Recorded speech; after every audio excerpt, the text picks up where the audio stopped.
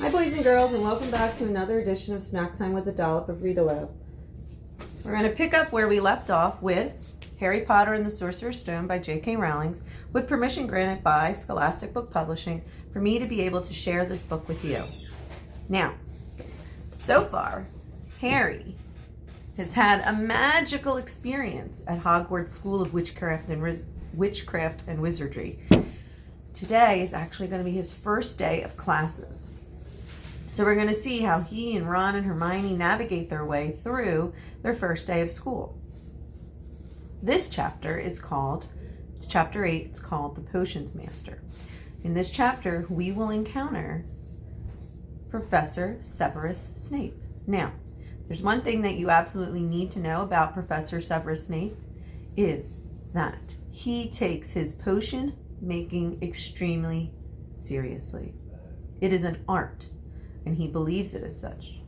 The other thing you really need to know about Professor Severus Snape is that he absolutely, positively dislikes, and some might even say hates, Harry Potter. So, let's see how Harry's first day of class at Hogwarts goes. There! Look! Where? Next to the tall kid with red hair. Wearing the glasses? Did you see his face? Did you see his scar? Whispers followed Harry from the moment he left his dormitory the very next day. People lined up outside classrooms stood on tiptoe to get a good look at him, or doubled back to pass him in the corridors again. Harry wished they wouldn't, because he was just trying to find his way to all of his classes. There were 142 staircases at Hogwarts. Wide ones, sweeping ones, narrow and rickety ones, some that led somewhere different on a Friday, some with a vanishing step halfway up that you would forget that you needed to remember to jump over. And then there were doors. Doors that wouldn't open unless you asked politely. Doors that wouldn't open unless you tickled them in the exact right spot. And doors that weren't really doors at all, but solid walls just pretending to be an entryway. It was also very hard to remember where anything was, because it seemed that everything about this school moved a lot. The people in the portraits kept going to visit each other, and Harry was sure that a coat of arms, which is like a suit of armor, like a knight's suit of armor, was following him. The ghost didn't help either. It was always a nasty shock when one of them glided suddenly through the door that you were trying to open. Nearly Headless Nick was always happy to point out new Gryffindors in the right direction, but Peeves the poltergeist was worth 2 locked doors and a trick staircase if you met him when you were late for class. He would drop waste paper baskets on your head, pull rugs out from under your feet, pelt you with bits of chalk, or sneak up behind you, invisible, grab your nose, and screech, "Gotcha!" Even worse than Peeves, if that was possible, was the caretaker Argus Filch. Harry and Ron managed to get on the wrong side of him on their very first morning. Filch found them trying to force their way through a door that unluckily turned out to be the door to the out-of-bounds 3rd floor corridor. He wouldn't believe that they were lost, that they were just trying to... He wouldn't believe that they were lost. In fact, he thought they were just trying to break the rules on purpose and threatened to lock them in the dungeon. But, thankfully, they were rescued by Professor Quirrell, who was passing by. Filch owned a cat named Mrs. Norris, a scrawny, dust-colored kind of creature with bulging lamp-like eyes, just like Filch's. She paroled the corridors alone. Break a rule in front of her, just put one toe out of line, and she'd whisk off to find Filch, who'd appear wheezing 2 seconds later. Filch knew every secret passageway of the school, and he knew them better than anyone, except maybe the Weasley twins, and could pop up as suddenly as any of the ghosts. the students all hated him. And it was their dearest ambition of many of the students to give Mrs. Norris a good, swift kick. And then, once you had managed to find them, there were the classes themselves. There was a lot more to magic, as Harry quickly found out, than waving your wand and saying a few clever words like abracadabra. They had to study the night skies with their telescopes, or through their telescopes, every Wednesday night at midnight, and learn the different stars and the movements of the planets. 3 times a week they went out to the greenhouses behind the castle just to study herbology with a dumpy little witch named Professor Sprout, where they learned to take care of all of the strange plants and fungi, and found out exactly what each plant and fungi was used for. Easily the most boring class of all was the history of magic, which was the only class taught by a ghost. Professor Binns had been very old indeed when he had fallen asleep in front of his classroom fire and got up the next morning to teach, leaving his body behind him.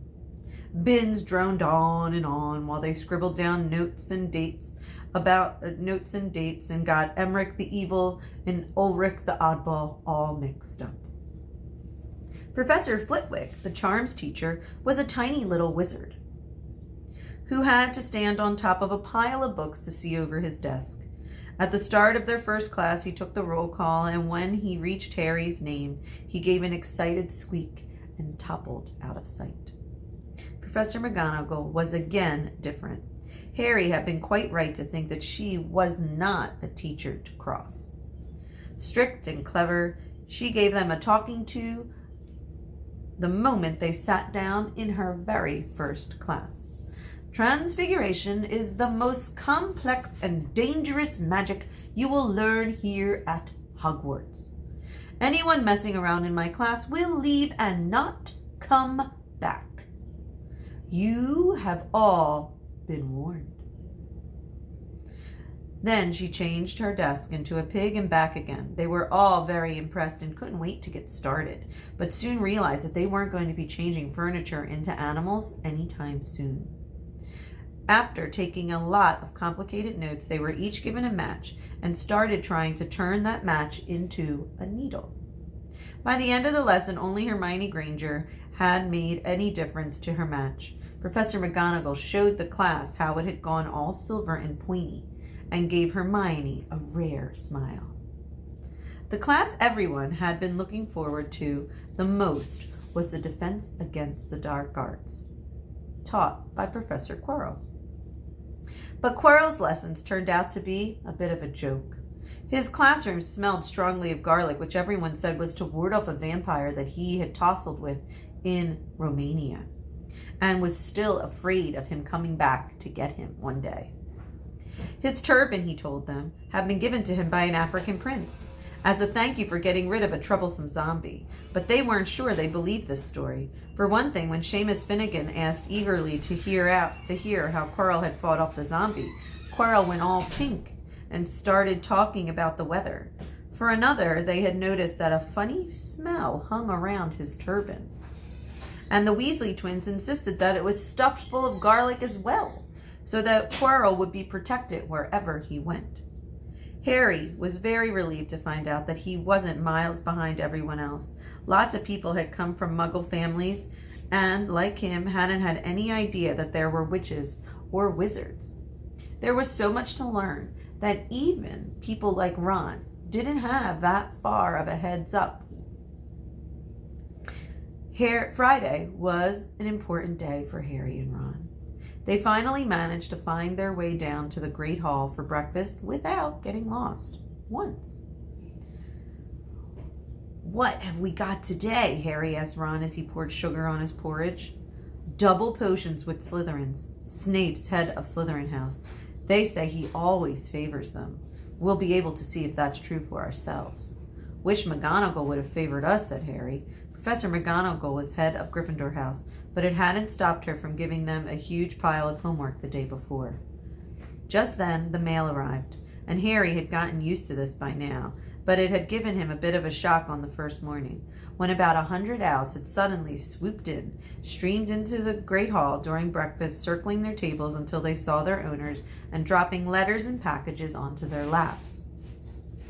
Hedwig hadn't brought Harry anything so far. She sometimes flew in to nibble his ear and have a bite of toast before going off to sleep in the owlery with the other school owls. This morning, however, she fluttered down between the marmalade and the sugar and dropped a note on Harry's plate. Harry tore it open at once. It said in a very untidy scrawl, "Dear Harry, I know you get Fridays afternoons off, so would you like to come and have a cup of tea with me around 3? I want to hear all about your first week. Send us an answer back. With Hedwig, Hagrid." Harry borrowed Ron's quill, scribbled "Yes, please" on the letter. "Yes, please, I'll see you later" on the back of the note, and sent Hedwig off.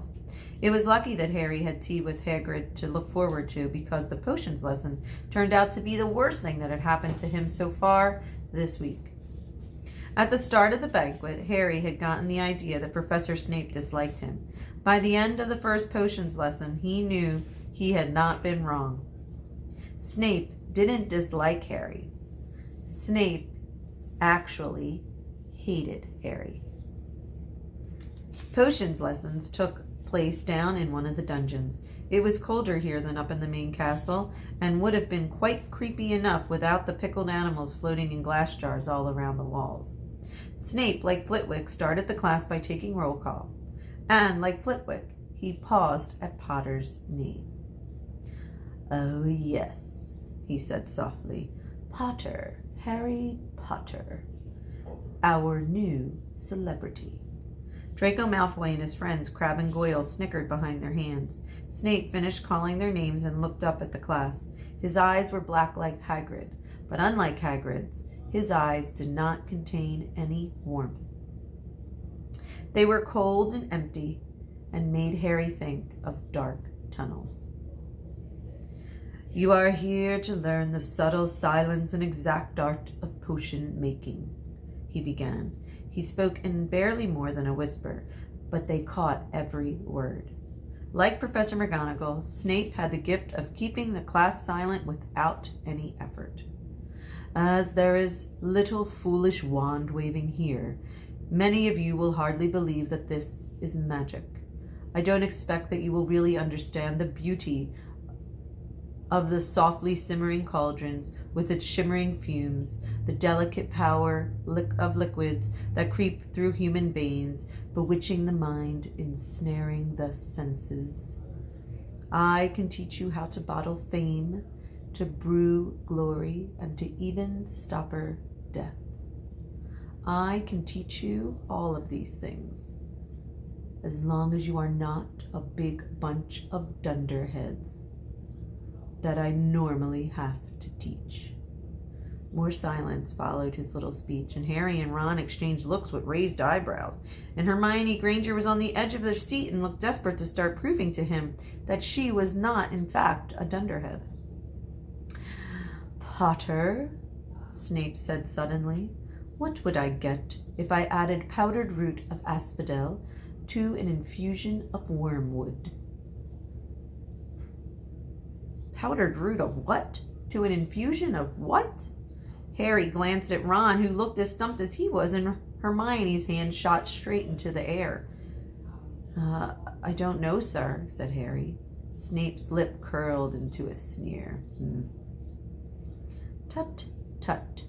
Fame clearly isn't everything.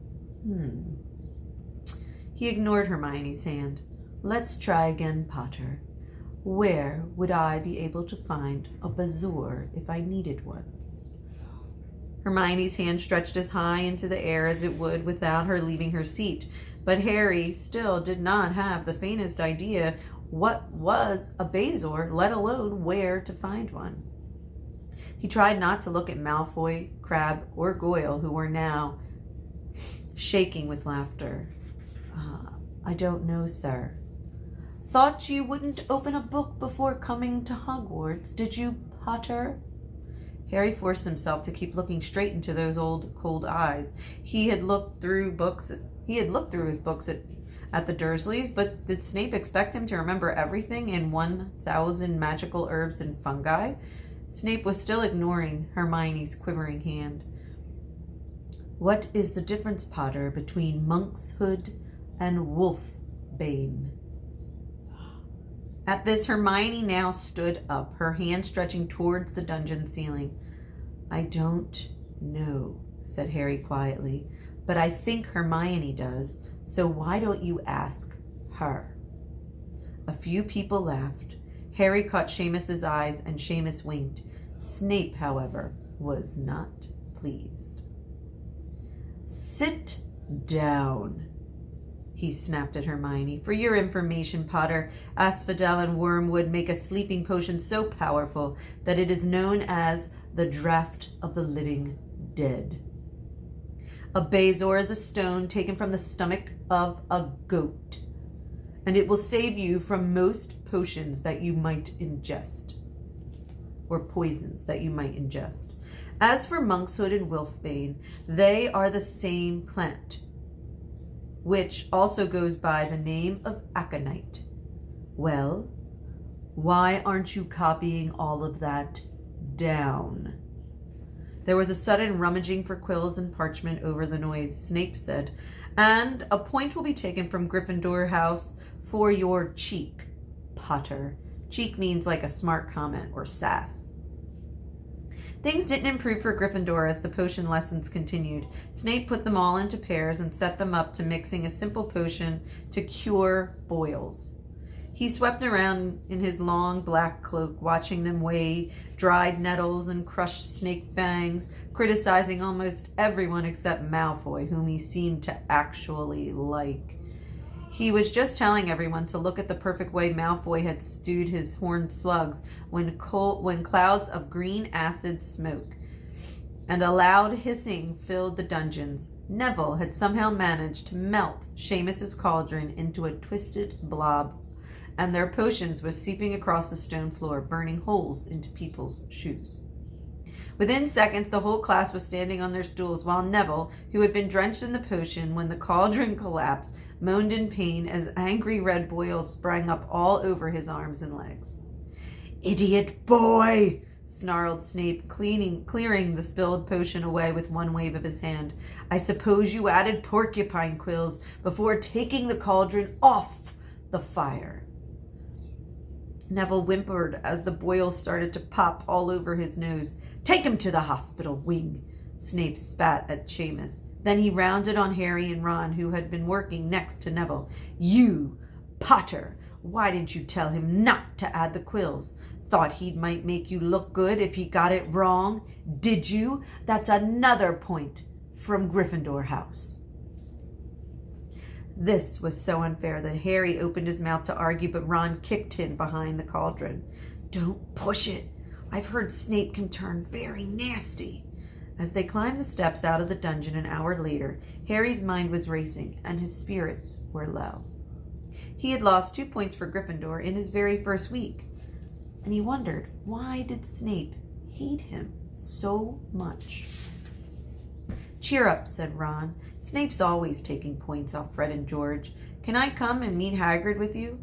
At 2 to 3, they left the castle and made their way across the grounds. Hagrid lived in a small wooden house on the edge of the Forbidden Forest. A crossbow and a pair of galoshes were outside his front door. When Harry knocked, they heard a frantic scrabbling inside and several booming barks. Then Hagrid's voice rang out, saying, Back, Fang, back! Hagrid's big, hairy face appeared in the crack as he pulled the door open. Hang on, he said. Back up, Fang! He let him in, struggling to hold on to the collar of an enormous black boarhound. There was only one room inside. Hams and pheasants were hanging from the ceiling, a copper kettle was boiling on the open fire, and in the corner stood a massive bed with a patchwork quilt over it. Make yourselves at home, said Hagrid, letting go of Fang, who bounded straight at Ron and started licking his ears. Like Hagrid, Fang was clearly not as fierce as he looked. This is Ron, Harry said to Hagrid, who was pouring boiling water into a large teapot and putting rock cakes onto a plate.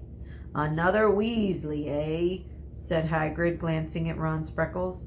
I spent half me life chasing your twin brothers away from the forest. The rock cakes were shapeless lumps with raisins that almost broke your teeth, but Harry and Ron pretended to be enjoying them as they told Hagrid all about their first lessons. Fang rested his head on Harry's knee and drooled all over his robes. Harry and Ron were delighted to hear Hagrid call Filch that old git.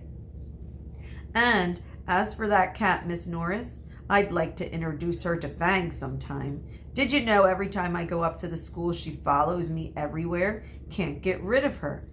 Filch puts her up to it. Harry told Hagrid about Snape's lesson, and Hagrid told Ron and Harry not to worry about it, that Snape hardly liked any of the students, let alone just Harry. But he seems to really hate me. Rubbish, said Hagrid. Why should he? Yet Harry couldn't help thinking that Hagrid didn't quite meet his eyes when he said that. How's your brother Charlie? Hagrid asked Ron. I liked him a lot. Great with the animals. Harry wondered if Hagrid had changed the subject on purpose. While Ron and Hagrid talked all about Charlie's work with dragons, Harry picked up a piece of paper that was lying on the table under a tea cozy. It was a cutting from the Daily Prophet. Gringotts break-in latest.